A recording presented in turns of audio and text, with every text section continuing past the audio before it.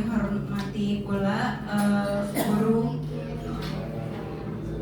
guru dan staf SDN Pekayon Jaya 6. Alhamdulillah, syukur hari ini kita berkumpul untuk melancarkan kegiatan Miss Melan, yaitu diseminasi budaya positif calon guru penggerak angkatan 11 yang dilaksanakan pada tanggal 27 Agustus 2024. Demi kelancaran acara ini, marilah kita bersama-sama berdoa terlebih dahulu dengan membaca basmalah. Bismillahirrahmanirrahim. Acara yang berikutnya adalah penyampaian sambutan dari Ibu Kepala Sekolah. Bu Media, waktu dan tempat dipersilahkan.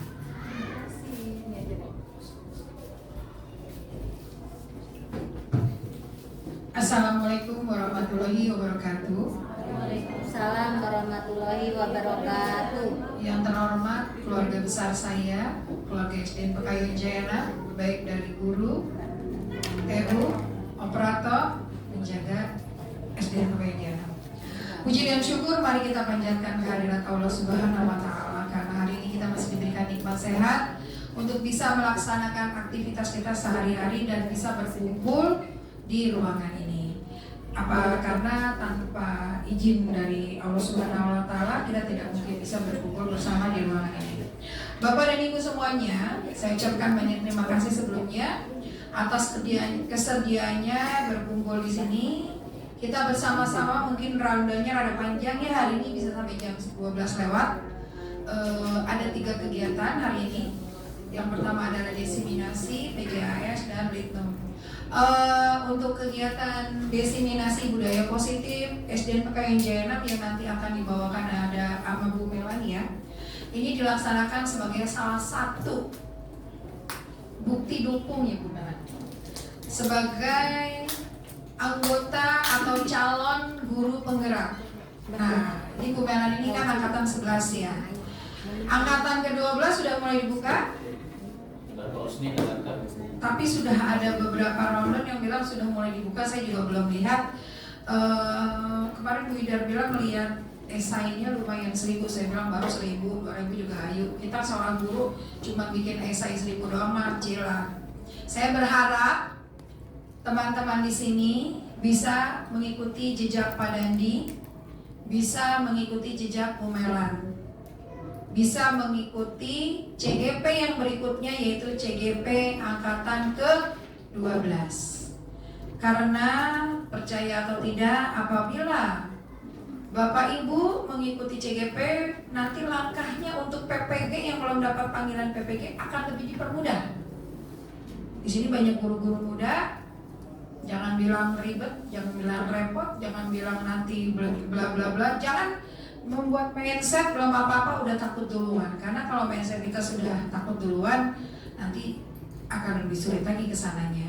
Tapi insya Allah apa yang hari ini akan disampaikan oleh Ibu Melan sebagai CGP angkatan 11 bisa bermanfaat buat kita dalam melaksanakan kegiatan kita, melaksanakan tugas-tugas kita dalam mendidik siswa-siswi kita di SDN Pekayon Jaya 6. Saya berharap kita ambil sama-sama budaya positif yang nanti akan disampaikan oleh Ibu Melan dan bisa bermanfaat buat kita semuanya.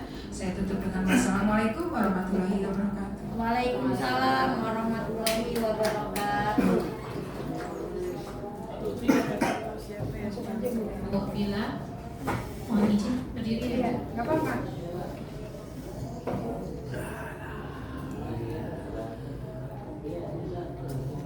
Ya, baik. Bismillahirrahmanirrahim. Assalamualaikum warahmatullahi wabarakatuh. Waalaikumsalam warahmatullahi wabarakatuh. Yang terhormat Ibu Kepala Sekolah, Ibu Media Supriyati SPD MPD. Yang terhormat Bapak Ibu Guru SDN Pekayon Jaya 6, yang selalu dan rekan-rekan saya yang selalu saya banggakan. Puji dan syukur alhamdulillah hari ini kita bisa bertemu kembali ya. Mungkin kalau yang kemarin ikut pada saat pendampingan 2, hari ini bertemu lagi dengan saya di diseminasi budaya positif. Sebetulnya budaya positif ini saya hanya ingin sharing, berbagi saja, berbagi praktik baik kepada teman-teman semua. Karena saya yakin teman-teman juga selama ini juga sudah melakukan budaya positif baik di lingkungan kelasnya masing-masing. Nah, di sini kita hanya mengulas saja apa sih itu budaya positif, gitu kan? Terus bagaimana posisi kontrol kita sebagai seorang guru di situ. Terus kemudian juga kita akan belajar tentang segitiga restitusi. Nah, itu yang akan kita gambarkan hari ini. Ini akan saya gambarkan hari ini, yang akan saya diseminasikan kepada teman-teman sekalian. Jadi bukannya di sini bukannya merasa paling, maksudnya karena saya hanya ingin berbagi ilmu saja. Karena tujuannya kemarin pada saat pendampingan individu yang kedua, kita sama-sama menyusun tentang visi sekolah, dan salah satu untuk menuju visi sekolah tersebut adalah dengan menggunakan budaya positif tersebut. Apa saja budaya positif? Bu Tina, silakan. Oke, baik. Hari ini saya tidak sendiri tentunya, karena untuk mencapai suatu visi sekolah, untuk menciptakan budaya positif yang baik di sekolah pun juga tidak hanya saya sendiri, tidak hanya Bu Media sendiri, tidak hanya Bapak Ibu sendiri, tapi kita semua. Karena kita harus bersinergi, kemudian kita bekerja sama, memiliki kolaborasi yang baik antara kita sebagai guru, kemudian kepala sekolah, dan tentunya juga murid. Karena di sini menurut pendapat tentunya adalah usaha terbaik kita untuk mendapatkan apa yang kita inginkan. Apa saja? Yang pertama adalah kebutuhan untuk bertahan hidup, tentunya survival. Kemudian kebutuhan kasih sayang dan rasa diterima, love and belonging. Kemudian yang ketiga kebebasan, freedom. Yang keempat kesenangan, fun, dan penguasaan atau power. Makanya tidak salah kalau misalkan di kelas itu kadang-kadang ada anak-anak yang suka cari perhatian. Itu karena apa? Itu karena kebutuhan mereka. Kebutuhan apa? Kebutuhan kasih sayang dan rasa diterima. Kemudian kita kalau lapar, kita cari makan. Kita kalau lagi haus, kita cari minum. Karena apa? Karena memang salah satu kebutuhan dasar kita, kebutuhan manusia kita, yang pertama adalah untuk bertahan hidup. Oke, nah inilah 5 kebutuhan dasar manusia, ya. Yang namanya manusia berarti daripada saat bayi lahir sampai dengan kita menutup mata, itulah yang disebut dengan manusia. 5 kebutuhan dasar yang utama, yang pertama adalah bertahan hidup, ya. Itu berkaitannya dengan fisik, kemudian penguasaan, kesenangan, kebebasan, dan tentunya kasih sayang dan rasa ingin diterima. Ya, nah ini dia.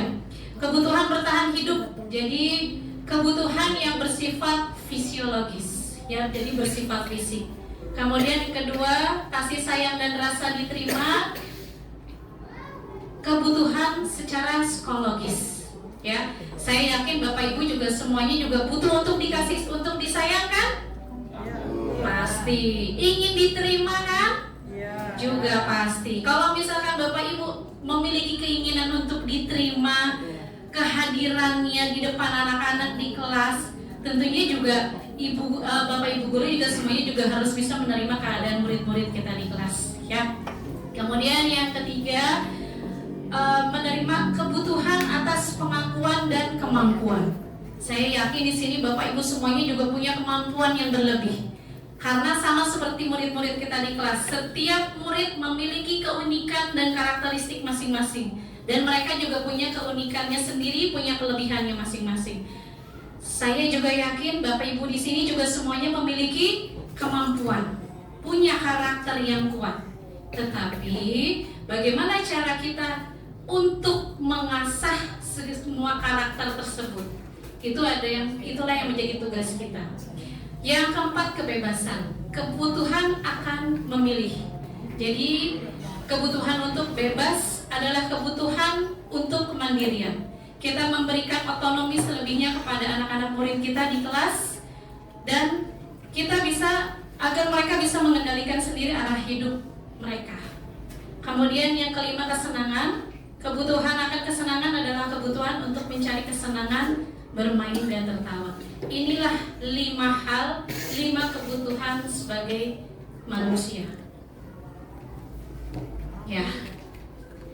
Kemudian dilanjut dari 5 kebutuhan dasar tadi, kita masuk ke pembelajaran 2.1, yaitu tentang disiplin positif dan nilai-nilai kebajikan yang universal. Universal artinya umum. Di sini ada profil pelajar Pancasila, kemudian ada sikap murid, 9 pilar karakter. Oke, kemudian juga ada petunjuk hidup, ada 7 essential virtues atau nilai-nilai esensial, dan juga Virtus Project atau project nilai-nilai kebajikan. Nah, ini adalah nilai-nilai kebajikan yang bersifat universal, dan ini semuanya itu ada, ya. Oke, masuk ke pembelajaran 2.2, yaitu tentang teori motivasi, hukuman, penghargaan, dan restitusi. Nah, apa sih motivasi perilaku manusia? Bapak Ibu, saya ingin bertanya, apa motivasi Bapak Ibu dalam mengajar? Boleh angkat tangannya?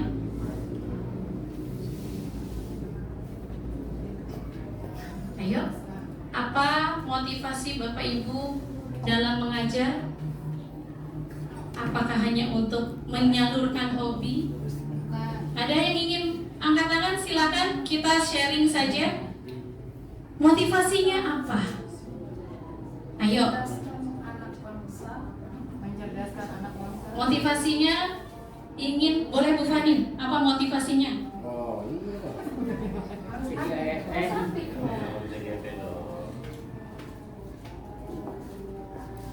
Motivasinya kalau menurut saya Miss ya, nggak tahu yang lain, mencerdaskan anak bangsa Miss. Mencerdaskan anak bangsa. Ada yang lain? Setiap karena pasti oke, Paus nih boleh. Yang dekat-dekat itu di belakang yang pada jimbang itu. Biar rame aja ya. Ayo, Oke. apa motivasinya itu? Terima kasih Sheila. Sama Paus nih. Oke. Ketika kita ditanya apa motivasi kita datang ke sekolah, di mana sekolah ini adalah merupakan tempat kerja kita. Tentunya setiap setiap insan itu memiliki motivasi yang berbeda, satu sama lain. Hanya apabila kita kerucutkan, mungkin ada kesamaan. Salah satunya tadi seperti Bu Fani bilang, katanya mencerdaskan kehidupan bangsa. Bagi saya itu adalah kewajiban, ya, kewajiban sebagai orang dewasa untuk mendidik orang yang belum dewasa. Akan tetapi jauh daripada itu, motivasi saya adalah menularkan kebaikan-kebaikan yang ada dalam diri kita, di mana setiap manusia itu memiliki sifat rububiyah, di mana sifat rububiyah ini adalah sifat ketuhanan. Seperti apa? Seperti dalam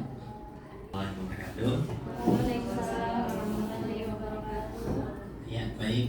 Sebenarnya pernyataan dari Pak Usni itu adalah bagian dari saya sebagai guru agama, tetapi saya tidak akan menyimpang dari hal itu. Dan bahwasannya menurut saya sebagai guru agama, bahwasannya motivasi mengajar itu adalah dia menanamkan nilai-nilai agama di dalam diri seseorang. Karena bahwasannya manusia itu dia tidak lepas dari Tuhannya. Tetapi yang terjadi adalah perubahan budaya saat ini. Makanya mungkin menurut kami memandang bahwasannya perlu adanya istilah diseminasi budaya positif, mungkin ke arah sana menurut kami. Maka dari itu bahwasannya menurut saya tujuan dari mengajar itu bukan hanya menyebarluaskan pengetahuan atau knowledge pada seseorang. Karena kalau begitu tujuannya pasti manusia akan lebih kalah dari teknologi yang semakin zaman akan semakin maju. Bahwa motivasi saya datang ke sekolah ini yang pertama adalah menyebarkan ilmu pengetahuan dan nilai-nilai positif ke anak didik kita dan membantu siswa berkembang menjadi pribadi yang lebih baik dan dapat memberikan makna yang mendalam. Itu saja, terima kasih. Iya, terima kasih. Terima kasih untuk Bu Fani, Pak Gusni, Bu Nur, dan Pak Nur. Beragam sekali ya. Memang motivasi setiap orang tentunya pasti akan berbeda ya. Nah, itulah motivasi perilaku manusia.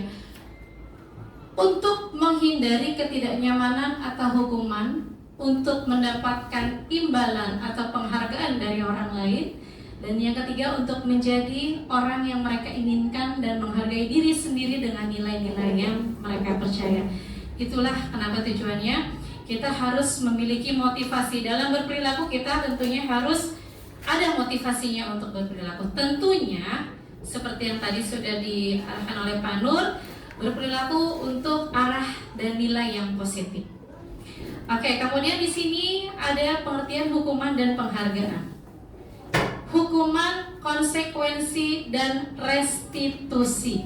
Ada 3 hal. Hukuman, konsekuensi, dan restitusi. Ada yang bisa membedakan apa itu hukuman, apa itu konsekuensi, dan apa itu restitusi? Bapak Ibu, ada yang mau coba? Pak Nur lagi? Saya browsing dulu. Hukuman. Sekarang ini tanpa kita sadari, kita kalau misalkan kita menegur siswa, menegur murid kita, menegur anak kita di kelas gitu kan, tanpa kita sadari yang kita lakukan itu adalah hukuman, konsekuensi, atau restitusi. Itu yang akan kita ungkapkan hari ini, yang akan kita sharing hari ini tentang budaya positif. Jadi bagaimana kita untuk menuntun mereka untuk lebih baik jika kita memberikan mereka hukuman yang berat. Identitas gagal, dan di sini ada identitas sukses. Pada saat kita memberikan hukuman yang ada di dalam diri murid kita itu, dia akan merasa gagal.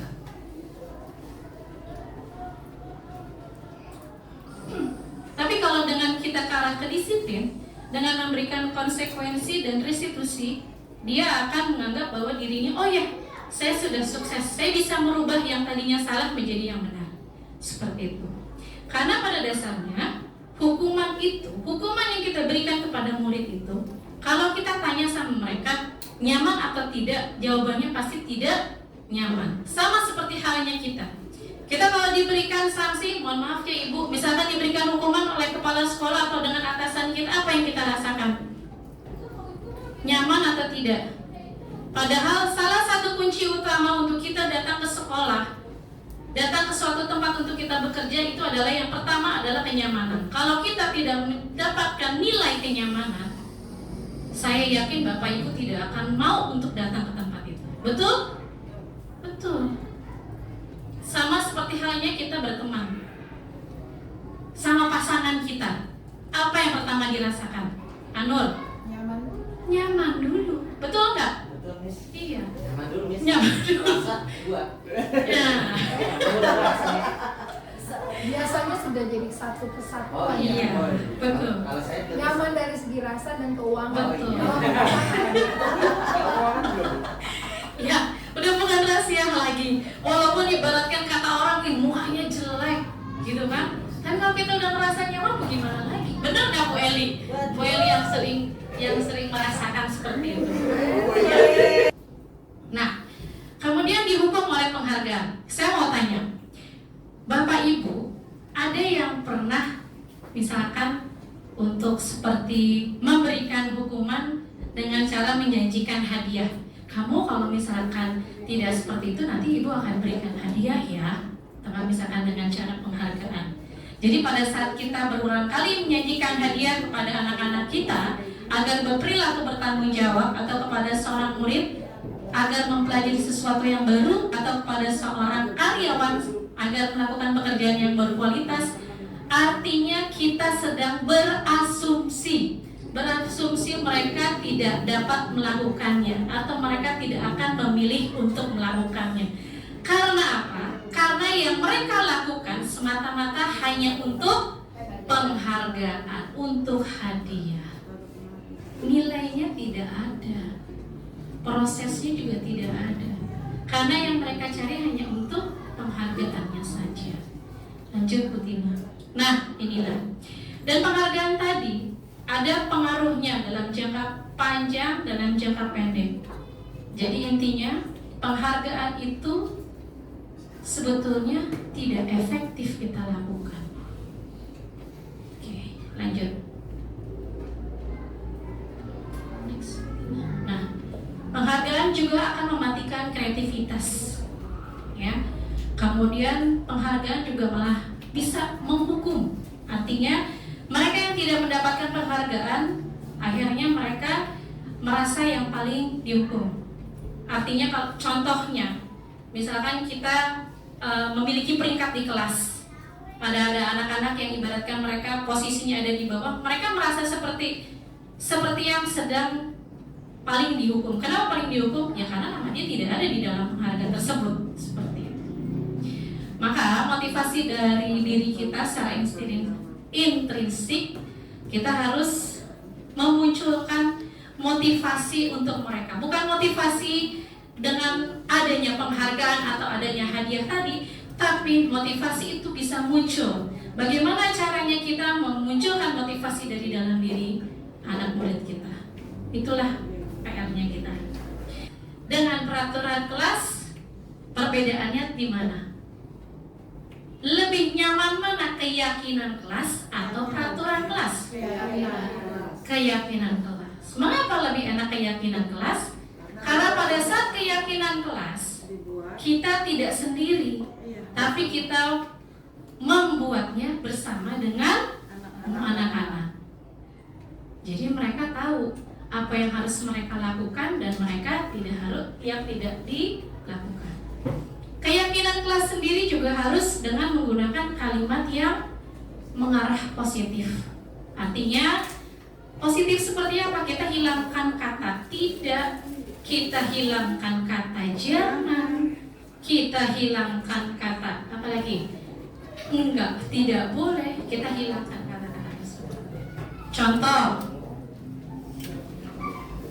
kita biasanya suka tidak boleh membuang sampah.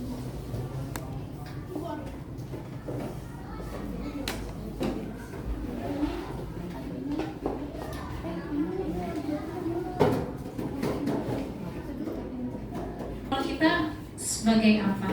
Oke, bisa disimak ya Bapak Ibu ya.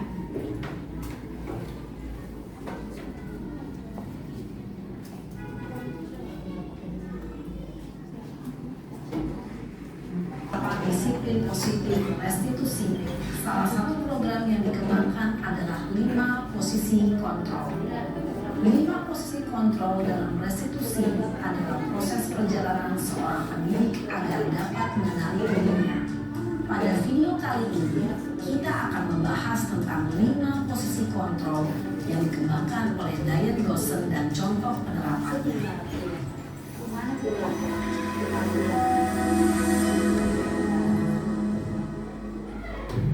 5 posisi kontrol itu adalah 1.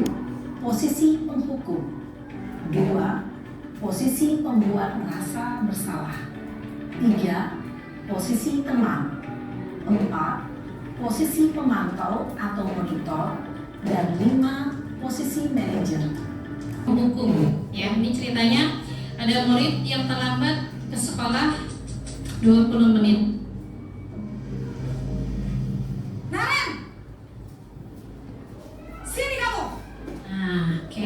Itu sebagai posisi pemukul. Selalu terlambat.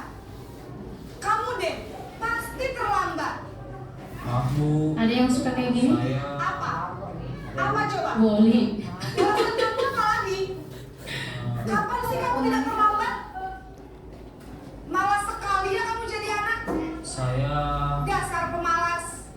Gak kapok-kapok sih kamu. Sudah berapa kali terlambat? Sana, kamu keliling lapangan basket 20 Kenapa saya harus keliling lapangan basket, Bu? Kenapa? Kamu melawan ibu? Berani-beraninya jawab. Sudah terlambat, masih berani jawab pula. Sekarang, keliling lapangan basket 5 kali sekalian. Biar kapok. Cepat. Pergi sana ke lapangan basket. Posisi penghukum biasanya berbicara dengan nada tinggi. Kamu kenapa terlambat lagi, nak? Ya Tuhan, Naren. Kamu senang ya bikin ibu susah ya? Kalau kamu terlambat lagi, nanti ibu yang ditegur bapak kepala sekolah, nak. Disangka ibu tidak bisa membina kamu. Duh, gimana ini? Maaf, Bu. Gusti Naren.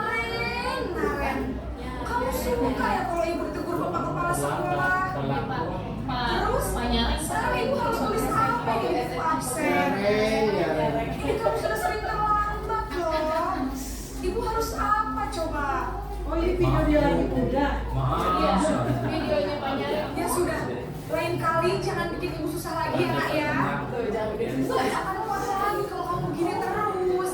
Bisa jantungan kalau ibu ditegur bapak kepala sekolah.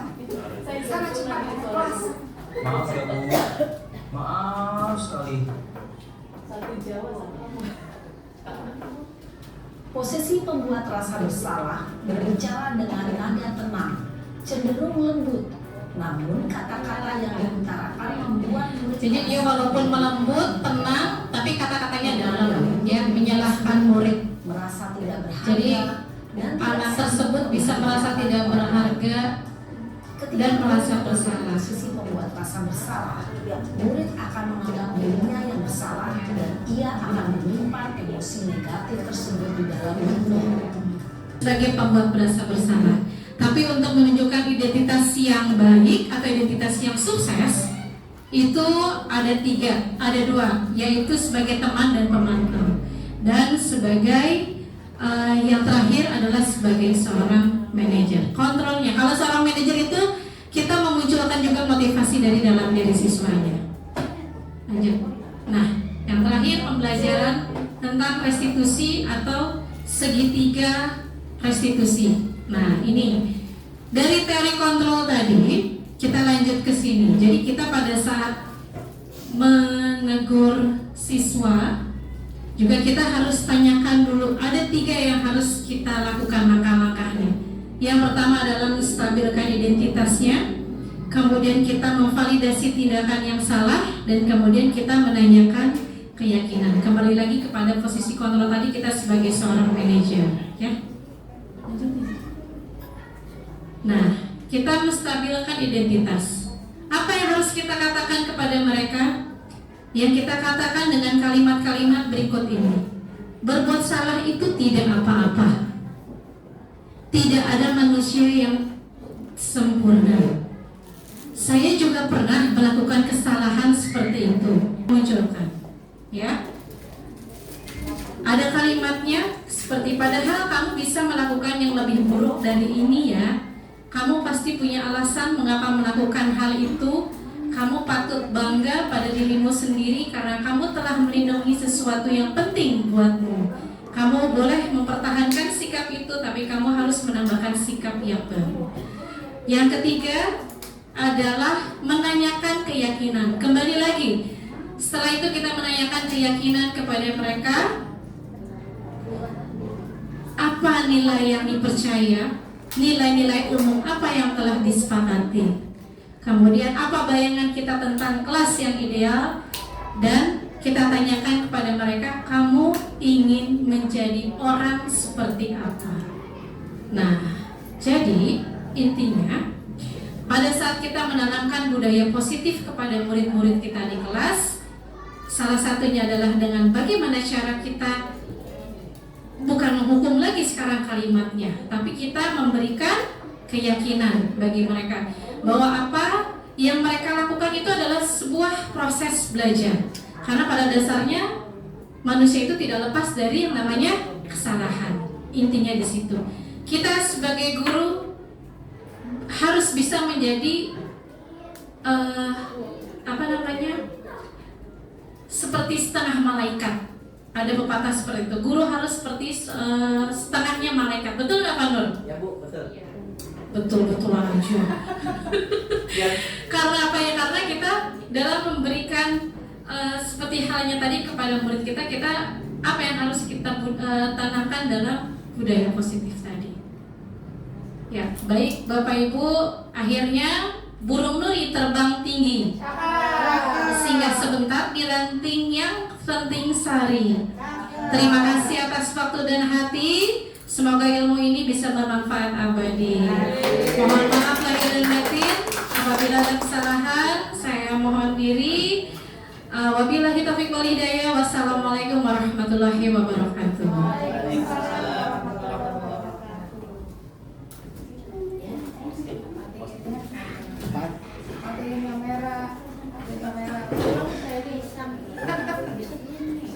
Ya, saya kembalikan kepada Ibu Salsa. Disampaikan ingin memberikan refleksi atau pernyataan, silakan Pak Nur. Lebih ke refleksi aja ya mungkin ya Pak Nur ya. Ya. Oke, baik. Sebenarnya hanya menanyakan perihal judul yang di banner itu, yaitu diseminasi budaya positif.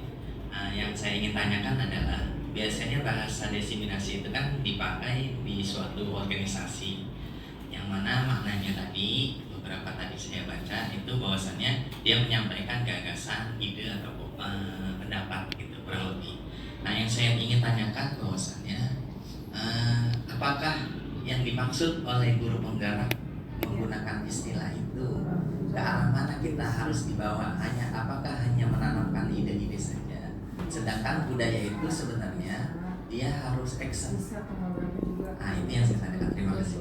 Diseminasi ini yang kami harapkan kepada teman-teman untuk aksi langsung.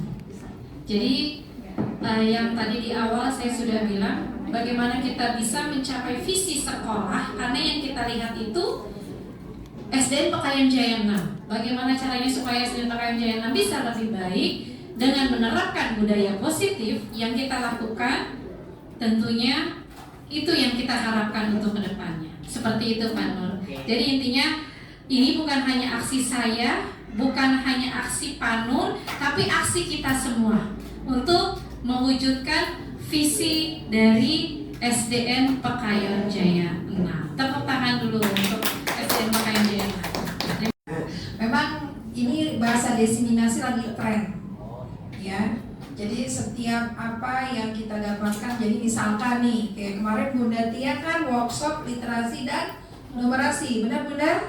Kemarin Pak Robi dengan Bu Tina dan Bu Tia juga kita ada yang namanya Bintek tentang PJAS, pangan jajanan anak sekolah sehat. Apa yang kita dapatkan ketika workshop dan Bintek itu harus kita tularkan.